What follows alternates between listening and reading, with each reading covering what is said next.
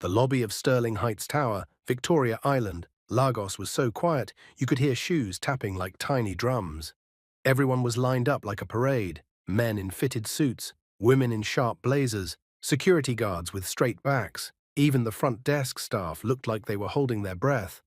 On the wall behind them, the company logo shined in silver letters, Bexford Group. And in the middle of that long line stood Kiki. Kiki wasn't wearing a suit. She wore a simple navy blue skirt that had been washed too many times, and a white shirt that always needed ironing no matter how hard she tried. Her ID card hung on her neck, slightly scratched. Her job title said messenger/runner. In other words, she was the person who carried files, moved documents, delivered parcels, and got sent around the building like a football. Right now, Kiki's hands were sweating, not because the air conditioner was not working. The air conditioner was working too. Well, the cold entered your bones like ice water. Kiki was sweating because of what she had overheard earlier that morning. Two managers near the elevator had been whispering. The board finally picked a new CEO. I heard she's strict, like strict. They said she's coming today. No notice. Just like that. Kiki tried not to listen. It wasn't her business. But her stomach had twisted anyway, because when big people enter, small people suffer first. That's how office life worked. And then, a sound outside, a slow, heavy purr. Heads turned toward the glass entrance. A white car rolled into the driveway like a quiet king. Not just any car, a white Rolls-Royce. It gleamed under the Lagos sun like it had its own light. The security men rushed out fast. One opened the car door with both hands, like he was opening a treasure box. And the woman who stepped out made the entire line freeze. She wasn't tall, but the way she stood made her look taller than everybody. She wore a simple cream outfit. Nothing loud, no big jewelry, yet she looked like money without trying. Then she turned her face slightly, and the lobby camera caught her clearly on the big screen. And Kiki's heart dropped so hard it almost hit the floor. Because Kiki knew that face with soft wrinkles around the eyes, that quiet, tired mouth, that same face that had been bent over a mop in the hallway a few days ago. The woman walked forward calmly, 1 step, 2 steps. People began clapping, but it sounded weak, confused, like their hands didn't believe what they were doing. Kiki's mouth went dry. "No," she whispered, without meaning to. The woman reached the line. She moved past managers, past directors, past the branch head, past the HR lead. She kept walking, straight toward Kiki. Kiki tried to hide behind the taller people, but there was nowhere to hide. She was stuck in her spot, like her shoes were glued to the marble. The woman stopped in front of her. She looked directly at Kiki, and then, slowly, she stretched out her hand for a handshake. People's eyes almost popped out. A murmur rose in the lobby like a wave. Is that the messenger? Why is the CEO greeting her? Do they know each other? Kiki could not move. Her fingers were shaking. The CEO leaned slightly closer, her voice low, almost gentle. And she said, clear enough for only Kiki to hear, "Kiki, you fed me when you didn't have enough." Kiki's throat closed. The CEO's hand stayed there, waiting. The whole company watched. And Kiki suddenly realized something terrifying. This moment, this handshake, could change her life, or destroy it. Because in places like this, attention was dangerous. Very dangerous. Kiki swallowed hard and lifted her hand. And that was when the CEO turned her head toward the board members behind her and said something that made the entire lobby go silent like a switch had been turned off. "I want her." Kiki blinked. Want her for what? The CEO smiled, but it wasn't a soft smile. It was the smile of someone who had already made a decision. Then she added, "Starting today." Kiki's knees almost gave way, and before Kiki could even ask a question, a security officer stepped forward and called Kiki's full name loudly. "Kiki Lola Adebayo." The way he said it sounded like a warning. Kiki turned sharply. Why was security calling her name like that? And why were the managers suddenly staring at her like she had stolen something? Kiki's chest tightened, because she remembered something from a few days ago. Something small, something she thought nobody saw. But maybe somebody did. And maybe She was in trouble. Kiki hated mornings, not because she was lazy. She loved work, she loved trying. But mornings were loud in Ajagunle, where she lived with her aunt in a cramped room behind a small provision shop. Generators growled, Danfo buses honked, people shouted prices. Kuli kuli, gala, pure water. The smell of frying oil always stayed in the air. Kiki would wake up before the sun fully came out, wash quickly with cold water, and dress like someone who had money, just for the world outside. Then she would take 2 buses to Victoria Island, one from Ajagunle to Costain, then another from Costain to VI. Sometimes she stood the whole way, holding her bag tight because pickpockets were not smiling people. That morning, her aunt had handed her something inside a nylon bag, a small plastic plate, covered. Take, her aunt said. Kiki's eyes widened. Auntie, what is this? Her aunt didn't look at her. Open it at work. Kiki carefully opened it when she got to the office, around 10 a.m., in the small messenger corner near the photocopy room. Inside was jollof rice and 1 piece of fish. Not plenty, but enough to keep her alive till evening. Kiki stared at it like it was gold. She hadn't eaten breakfast. There had been nothing to eat at home, so this was it. Her only meal. She looked around and smiled a little. God bless you, Auntie, she whispered, even though her aunt wasn't there. Kiki tied the nylon bag again and kept it under her desk. She planned to eat it during her short break around 1 p.m. But at 12:20 p.m., her supervisor shouted from the corridor, Kiki, take this file to the 12th floor, legal department, now. Kiki jumped up quickly. Yes, ma. She picked the brown file, pressed it to her chest, and rushed to the elevator.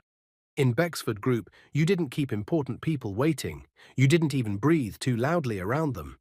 The elevator doors opened on the 12th floor. Cool air hit her face. This floor always smelled like expensive perfume and printer ink. The carpet was thick and soft, like walking on sponge. Kiki delivered the file, collected a signature, and turned back toward the elevator. That was when she saw her. The old cleaner. She was mopping near the corner, her body bent like she was carrying invisible weight. Her uniform was the light brown cleaning uniform the building cleaners wore, faded and loose. Her headscarf was tied neatly, but her hands trembled slightly as she pushed the mop. Kiki had seen her before, but not closely. Today, something looked wrong. The cleaner's lips were dry, her eyes were not focused. Her breathing sounded heavy. Kiki slowed down. She had learned something from life. When adults get too quiet, something is wrong. Kiki walked closer carefully. Ma. Good afternoon, she said softly. The cleaner did not answer. Kiki tried again. Ma, are you okay? The old woman paused. Her fingers tightened on the mop handle. Then she shook her head slightly, like she wanted to speak but couldn't find the words. Her throat moved like she was swallowing sand. Kiki looked at her face more closely. Patricia's skin had that dull look people get when they have not eaten or slept. And then Kiki noticed something else. The cleaner's knee buckled for half a second. Just a small wobble. But it was enough. Kiki stepped forward fast and held her elbow. Ma, Kiki whispered sharply. Please, lean on me. The old woman's eyes widened, embarrassed. She tried to pull away, but she was weak, too weak. Kiki guided her to a small bench near the emergency staircase where staff sometimes sat during fire drills. The old woman sat slowly, breathing hard. Kiki's heart was beating. Ma, what's wrong? Are you sick? Should I call someone? The old woman tried to speak, but only air came out. She pressed a hand to her stomach without thinking. Kiki understood immediately. Hunger, real hunger. Not the type where you're just bored. The type where your body starts to shut down quietly. Kiki froze because she knew that feeling. She had felt it many times. The empty buzzing inside your belly. The dizziness, the shame, the anger, the fear that you might faint in public. Kiki looked around. The hallway was empty. Everyone was inside offices, in meetings, typing, pretending life was normal. Nobody saw this old woman shaking on a bench. Nobody cared. Kiki's throat tightened. Then she made a choice so fast she didn't even argue with herself. She dropped her bag, opened it, and pulled out her nylon bag of food. The smell of jollof rice escaped quickly. Kiki's mouth watered automatically. Her stomach squeezed like it was begging, but she pushed it away. She opened the plate, scooped the spoon in, and placed it in the old woman's hand. "Please," Kiki said, her voice soft but firm, "eat." The old woman stared at the food like it was not real. She finally managed, her voice rough. "I can't." Kiki shook her head. "You can," Kiki insisted. "Just small, you need strength." The old woman's eyes filled with tears, not the dramatic kind. The quiet kind that come when someone has been strong for too long. Kiki leaned closer. "My name is Kiki," she said gently, like she was talking to a child. "I won't stand here and watch you suffer." The old woman's lips trembled. Then she ate, slowly at first, then faster. As she ate, she kept glancing at Kiki, like she was trying to memorize her face. Kiki turned her head away once because her own eyes were burning. Not because she regretted it, because her body was still human. She was still hungry. And giving away your only meal doesn't make your stomach stop hurting. It just makes your heart louder than your hunger. Kiki stood up quickly. "Ma, eat it all. I have to go before my supervisor starts shouting again." She picked her bag and moved 2 steps away. Then the old woman called out, voice stronger now. "Wait." Kiki stopped. The old woman held the plate with one hand and lifted, her other hand slightly, like she needed something important. "What is your name again?" she asked carefully. "Kiki," Kiki answered. "And where do you work? Which department?" Kiki blinked, confused. "I'm a messenger, ground floor. I run files." The old woman nodded slowly, like she was storing the information in a locked box inside her head. "Kiki," she repeated, "messenger." Kiki forced a small smile. "Yes, Ma." Then she turned to leave, but as she walked toward the elevator, she felt something odd. A strange feeling like eyes were on her. She glanced back quickly. The old woman was still sitting on the bench, but she wasn't eating anymore. She was staring down at something in her own palm. Something small, something shiny. Kiki squinted. Was that a ring? No, it looked like a gold signet ring, the kind rich people wear. Kiki's steps slowed. Cleaners didn't wear rings like that, especially not in this building, where cleaners were treated like invisible people. Kiki's heart started to beat faster. Then a voice snapped behind her. "Kiki!" Kiki turned sharply. A security man was walking toward her fast. His face was hard. His radio crackled. And behind him, 2 staff members from HR appeared at the end of the hall, moving quickly like something serious had happened. The security man pointed straight at Kiki. "Madam, you, stop there." Kiki froze. The file in her hand slipped a little. She didn't understand. "What did I do?" Kiki asked, her voice suddenly small. The security man didn't answer her question. Instead, he looked past her, toward the bench, toward the old cleaner, and his eyes widened. He whispered something into his radio so fast Kiki couldn't catch it. Then he said, loud and urgent, "Call medical, now." Kiki spun around. The old cleaner, Patricia, was swaying. Her eyes rolled slightly, the plate tilted, and then she collapsed sideways on the bench, like her bones had turned to paper. "Kiki," the security man barked again. "What did you give her?" Kiki's breath caught in her chest. She couldn't speak. Because suddenly, it wasn't just about food anymore. It felt like something bigger, something dangerous. And as the hallway filled with running footsteps and panicked voices, Kiki realized one terrifying thing. If Patricia dies here, they will blame her first. And Kiki, the poor messenger girl with no connections, had no idea how to defend herself. Not in a place like Bexford Group. Not on a floor where power lived. Kiki took one shaky step backward. The first thing Kiki noticed was the smell. Hospitals had a smell she could never forget. Cold, clean, sharp, like fear had been washed with disinfectant. She sat on a plastic chair outside the Bexford Group medical bay, her knees pressed together, her fingers locked so tight they hurt. Her bag lay on the floor between her feet, forgotten. People rushed past, a nurse with quick steps, a security officer talking into his radio, someone from HR whispering urgently into a phone. But nobody was talking to Kiki. That silence was worse than shouting. Her mind kept replaying the same image again and again. Patricia's body tilting, the plate slipping, her eyes rolling back. "What did you give her?" The security man's voice echoed in her head like a drum. Kiki swallowed. "I gave her food," she whispered to herself. "Just food." But she knew how offices worked. When something went wrong, the smallest person carried the biggest blame. She stared at the floor tiles, counting them, trying to calm herself. 1, 2, 3. Her stomach twisted painfully, not just fear, hunger. She hadn't eaten anything all day. Her only meal was gone. And now, it felt like it had become evidence. The door to the medical bay opened. Everyone straightened at once. A nurse stepped out, her face unreadable. "She's stable," the nurse said.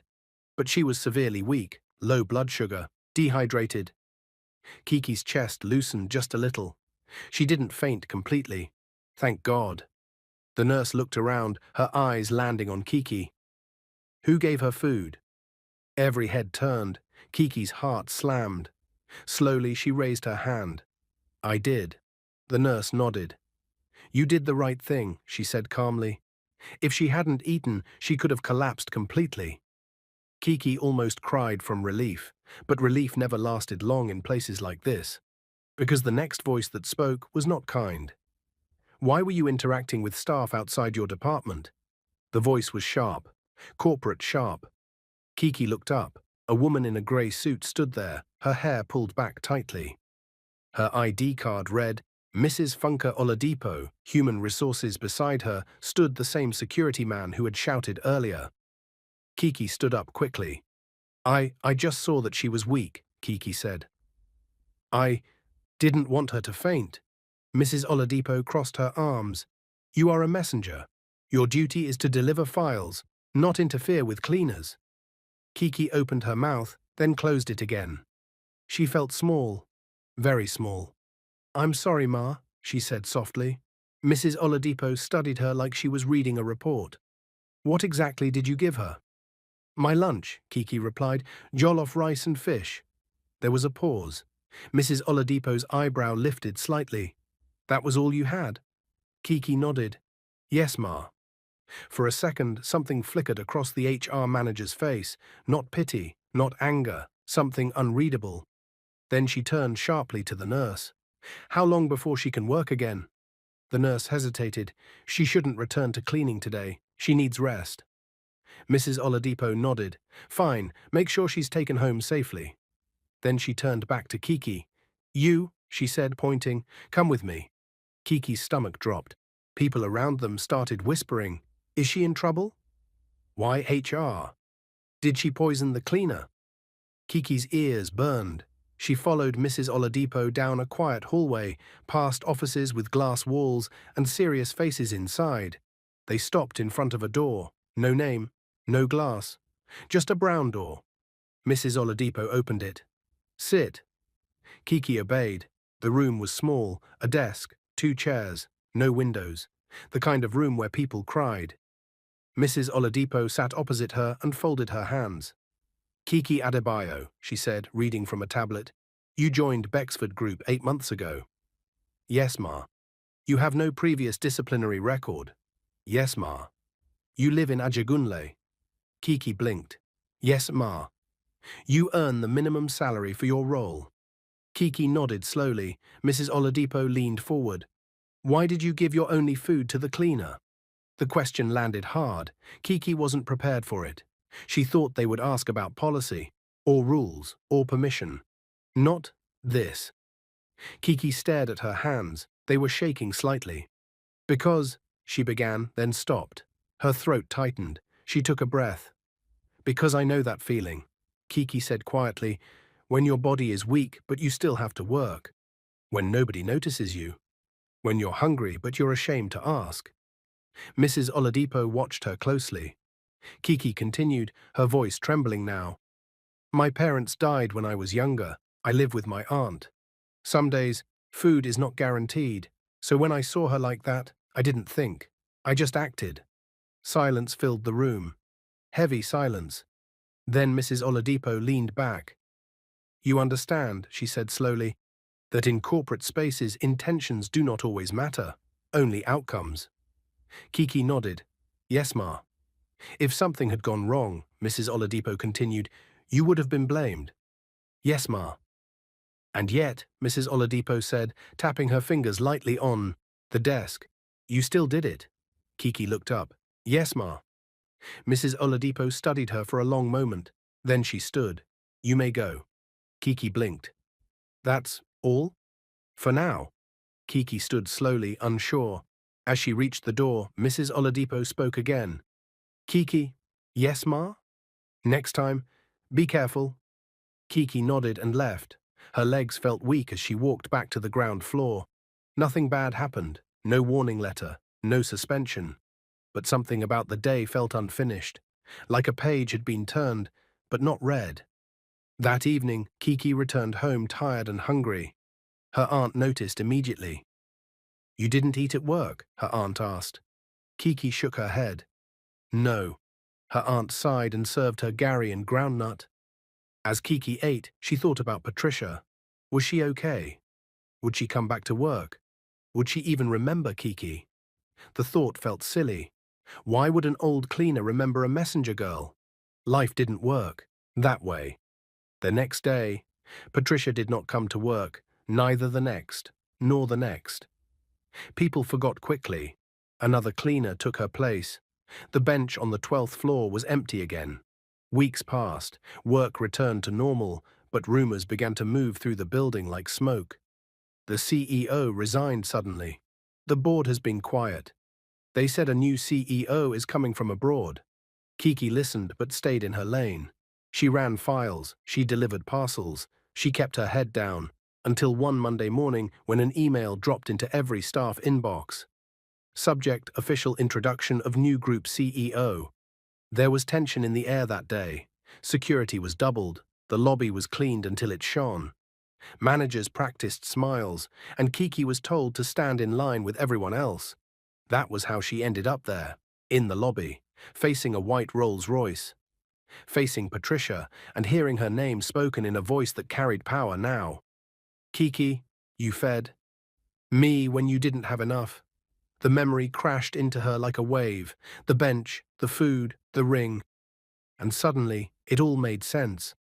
But before Kiki could process it, before she could even breathe properly, Patricia turned to the crowd and said the words that changed everything. I want her, starting today. Gasps filled the lobby. Mrs. Oladipo's head snapped up. The board members exchanged shocked looks. And Kiki's supervisor whispered sharply, What did you do? Kiki's heart pounded, because whatever was happening, she was standing at the center of it, and she had no idea whether she was about to rise or fall. The clapping stopped, not slowly, not politely. It stopped like someone had cut the sound with scissors. Inside the lobby of Bexford Group, nobody knew what to do with their hands anymore. Some people dropped them to their sides, some folded them awkwardly, some just froze. Kiki stood there, her heart beating so loudly she was sure the people beside her could hear it. I want her, starting today. The words echoed again in her head. Her supervisor, Mrs. Banjo, leaned toward her and whispered sharply, What did you do? Kiki shook her head slowly. I swear I didn't do anything, she whispered back.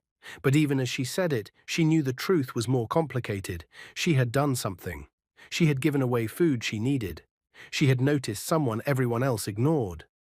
And now, that small moment had followed her into this bright, cold lobby. Patricia, the woman who used to push a mop, turned fully toward the board members. Her posture changed, not dramatically, but enough. She stood straighter now. Her shoulders were no longer bent. Her eyes were sharp, steady, awake. This was not the woman who had almost fainted on a bench. This was someone else. Good morning, Patricia said calmly, her voice carrying across the lobby without effort.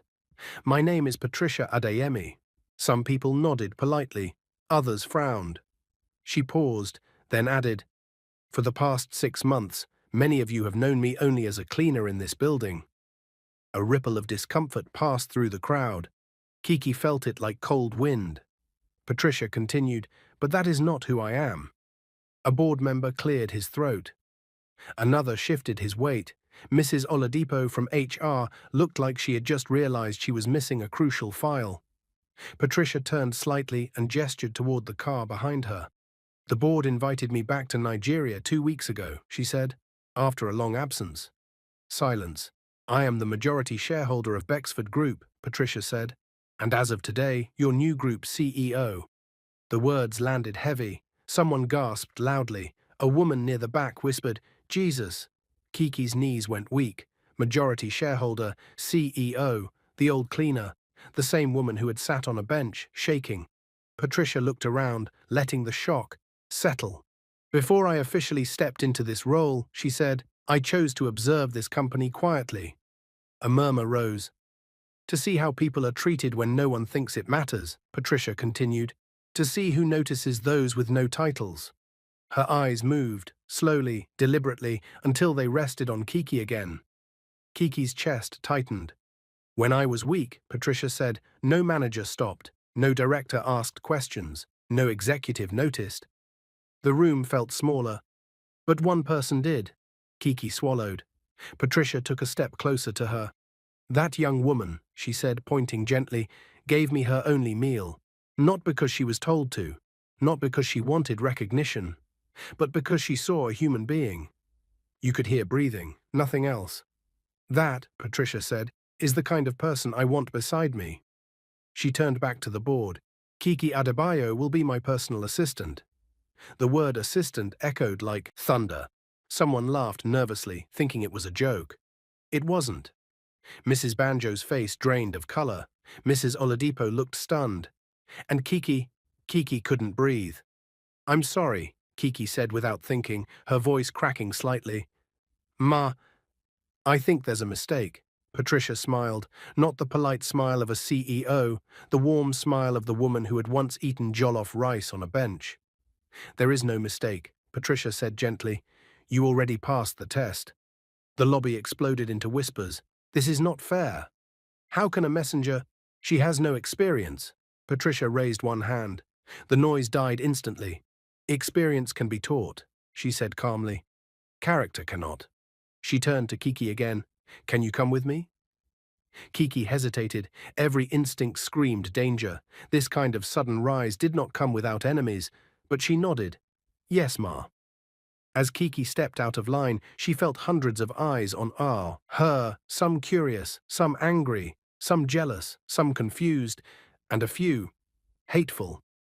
Patricia began walking toward the elevator, reserved for executives. Kiki followed, her legs shaky. Inside the elevator, the doors closed softly. Only the two of them were inside. The silence felt heavy. Patricia pressed the button for the top floor. Then she looked at Kiki properly for the first time since the lobby. "You look like you might faint," Patricia said lightly. Kiki laughed nervously. "I almost did already." Patricia chuckled softly. "That day on the 12th floor, I scared you." "Yes, Ma," Kiki admitted. "I thought I was going to lose my job, or worse." Patricia nodded slowly. "You were right to be afraid." Kiki frowned. "What do you mean?" Patricia's face grew serious. "I wasn't just weak that day," she said. "I was very sick." Kiki's eyes widened. "The doctors later told me that if I hadn't eaten when I did, the collapse could have damaged my heart." Kiki's breath caught. "Oh my God." "You didn't know that," Patricia continued. "You just acted." The elevator dinged softly. They reached the top floor. Patricia stepped out into a space Kiki had never entered before. The executive floor, glass walls, quiet carpets, wide windows showing the Lagos Lagoon stretching endlessly. It felt unreal. Patricia gestured for Kiki to sit in one of the leather chairs inside her office. Kiki sat carefully, afraid of spoiling something. Patricia sat opposite her. "Kiki," she said, folding her hands, "I didn't plan to reveal myself that day." Kiki listened, wide-eyed. "I had returned to Nigeria to decide whether to sell my shares completely." Patricia continued. "This company, it used to belong to my late husband." Kiki nodded slowly. "He built it with a belief that people mattered more than profit," Patricia said. "But over time, that belief was buried." Her voice softened. "So I came back quietly, as a cleaner. to see what was left. Kiki felt chills. "And what did you see?" Kiki asked quietly. Patricia smiled sadly. "I saw efficiency. I saw results. But I didn't see kindness." She paused. "Until I met you." Kiki's eyes burned. "I didn't do anything special," she said. Patricia shook her head. "That's the thing," she said. "You did." Patricia stood up and walked to the window. "I will train you," she said. "You will learn. You will make mistakes. People will doubt you." Kiki nodded. "I'm already scared," she admitted. Patricia smiled. "Good," she said. "It means you understand the weight of opportunity." She turned back. "But understand this. Some people will not forgive you for this promotion." Kiki's stomach tightened. "Why?" "Because," Patricia said calmly, "you didn't climb the ladder the way they did." The words hung in the air. Patricia pressed a button on her desk. A secretary appeared. "Prepare an announcement," Patricia said. "Kiki Adebayo will start immediately. Arrange clearance, wardrobe allowance, and travel documents." Travel documents? Kiki's head spun. Travel? Before she could ask, Patricia looked at her again. "We're flying to London in 3 days," she said. "Board meeting." Kiki's mouth fell open. I've never left Nigeria." Patricia smiled. "Everyone starts somewhere." As Kiki walked out of that office later, her old ID card still hanging on her neck, she felt like she was floating. But as the elevator doors closed, she caught a glimpse of something in the reflection. Mrs. Banjo standing down the hallway, watching her, not smiling, and Kiki understood something clearly for the first time. This wasn't the end of her struggle, it was the beginning of a new one, a bigger one, with higher stakes and far more dangerous enemies. Kiki didn't sleep that night. She lay on her thin mattress in Ajagunle, staring at the ceiling fan as it turned slowly, squeaking on every round like it was tired too. London, executive floor, personal assistant to the CEO. The words didn't fit her life. Not yet. Maybe never. Every time she closed her eyes, she saw faces from the lobby. The shock, the anger, the way some smiles never reached the eyes. Her phone buzzed around 11:47 p.m. A message from an unknown number. Unknown, congratulations. Kiki frowned. Another message came almost immediately. Unknown. Just remember, people fall faster than they rise. Her chest tightened. She typed back, then erased the words, typed again, deleted. In the end, she locked the phone and placed it face down. Her aunt shifted on the mattress beside her. "Kiki?" her aunt murmured sleepily. "You're still awake?" "Yes, Auntie." "Is everything okay?" Kiki hesitated, then she said softly, "My life might be changing." Her aunt turned. Toward her. "Changing how?" Kiki swallowed. "I might start working directly for the CEO." Silence, then her aunt sat up fully. "The CEO?" she repeated. Kiki nodded. Her aunt studied her face carefully, then sighed. "My daughter," she said gently, "be careful." Kiki nodded again. She already knew. The next morning, Kiki arrived at work early, earlier than usual. She wore the same clothes, same shoes, same scratched ID card. But everything felt different. Security greeted her differently. Not warmer, not colder, just alert. At the reception desk, a junior staff whispered to another, and both looked at Kiki. Kiki kept her eyes forward. She walked to the ground floor messenger corner to drop her bag. That was when she saw it. Her desk was empty, her chair gone, her name removed from the duty board. A supervisor approached, clipboard in hand. "You don't sit here anymore," the woman said flatly. Kiki's heart jumped. "Oh, where should I?" "Executive floor," the woman replied, already walking away. No explanation, no congratulations, just dismissal. Kiki stood there for a second, unsure whether to feel proud or scared. She pressed the elevator button. This time, nobody told her to step aside. The executive elevator opened. She stepped in alone. The doors closed softly. As the elevator climbed, Kiki's hands shook. She tried to steady them. "You belong here," she whispered to herself. But another voice inside her replied, "Do you?" The executive floor was quieter than she remembered. Too quiet, carpet thick enough to swallow footsteps, glass walls hiding private conversations, air that smelled like money and restraint. Patricia's secretary, Ms. Ijeoma, met her at the door, tall, polished, calm. "You're Kiki," she said, not smiling. "Yes, ma." "Follow me." Ms. Ijeoma handed her a thin folder. "Your temporary schedule, meetings, protocols, confidentiality rules." Kiki nodded, her head spinning. "First lesson," Ms. Ijeoma continued as they walked. "You don't speak unless spoken to. You don't assume. And you never repeat what you hear in these halls." "Yes, ma." Ms. Ijeoma stopped walking suddenly and turned. "Also," she added quietly, "not everyone here believes you deserve this position." Kiki swallowed. "I understand." Ms. Ijeoma studied her for a second. Then she nodded once and continued walking. Inside Patricia's office, the CEO was already seated, reading a document. She looked up when Kiki entered. "You came early," Patricia said. "Yes, ma." "Good." Patricia gestured for her to sit. "I want to be clear," Patricia said calmly. "This is not charity." Kiki nodded quickly. "I know, ma." "You will work harder than anyone," Patricia continued. "You will be watched. You will be tested. Some will try to make you fail." Kiki met her eyes. "I won't disappoint you." Patricia smiled, slightly. "I believe you." Then she slid a slim envelope across the desk. Kiki stared at it. "What is this?" "Your travel documents," Patricia said. "Visa appointment confirmation. We leave in 3 days." Kiki's breath caught. So it was real. Patricia leaned back. "There's something else," she said. "I didn't tell you everything about my time here as a cleaner." Kiki sat straighter.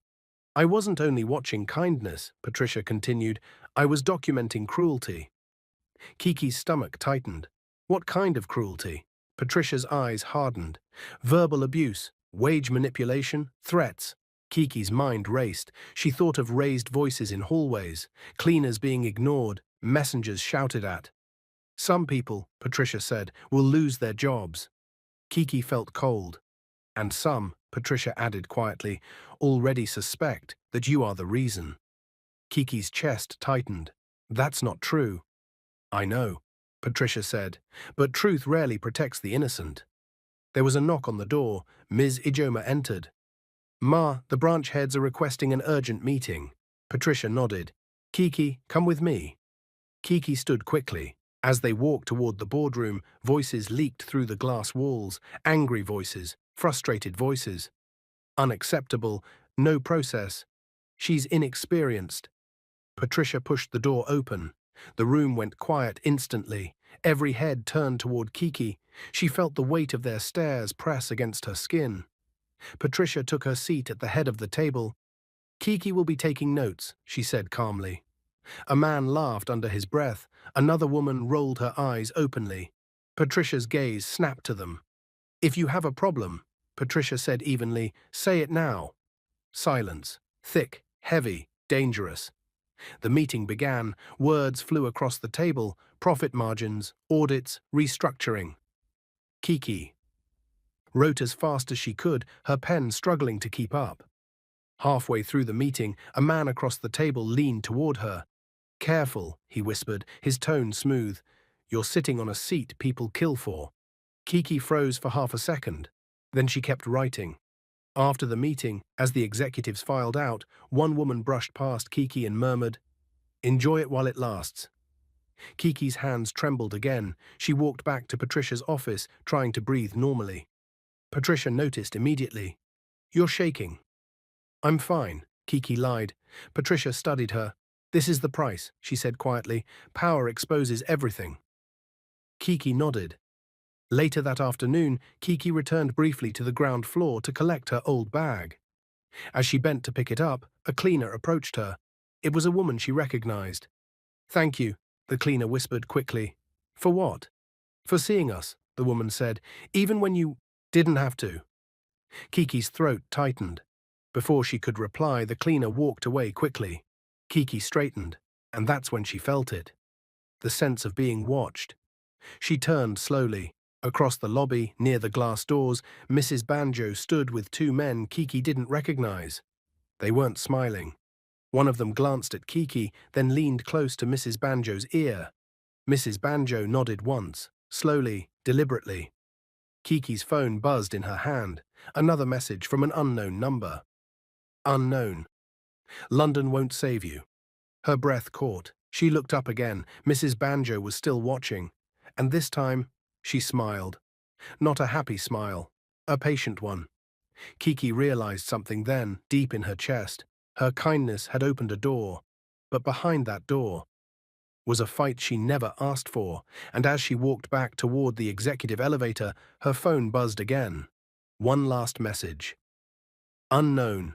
Choose your side wisely. Kiki stepped into the elevator.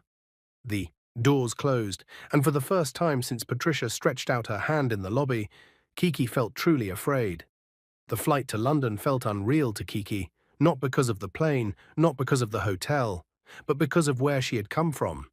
Just a few weeks ago, she was counting coins for transport. Now she sat beside Patricia Adeyemi, taking notes in rooms where decisions affected thousands of lives. But the danger followed her.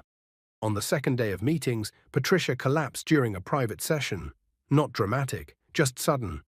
One moment she was speaking, the next she was slumping.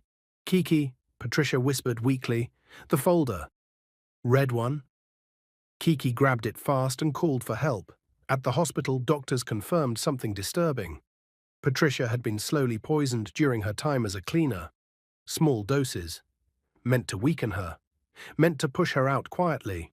The evidence was in the red folder. Names, dates, signatures. Back in Lagos, the truth exploded. Senior managers were arrested. Mrs. Banjo was suspended. Security footage played in boardrooms and courtrooms. The anonymous messages stopped, and the company stood still, shocked by what had been hiding under suits and titles. At the emergency board meeting, Patricia stood, frail but firm. I survived, she said calmly, because someone fed me when she didn't have to. She turned to Kiki. This company will not reward cruelty again. Then she announced sweeping changes, fair wages, anonymous reporting lines, a welfare fund for junior staff, and finally, Kiki Adebayo remains my personal assistant. This time, nobody argued. Weeks later, Kiki visited Ajagunle, not as a messenger, not as a girl afraid to look people in the eye. She brought groceries home, paid her aunt's rent, fixed the leaking roof. But she didn't forget the bench on the 12th floor. She didn't forget hunger. One afternoon, Patricia asked her quietly, if you could go back, would you still give me that food? Kiki smiled. Yes, she said, even if nothing changed. Patricia nodded. That, she said, is why you're here. If you like this story, comment, share, and subscribe to our channel for more interesting stories.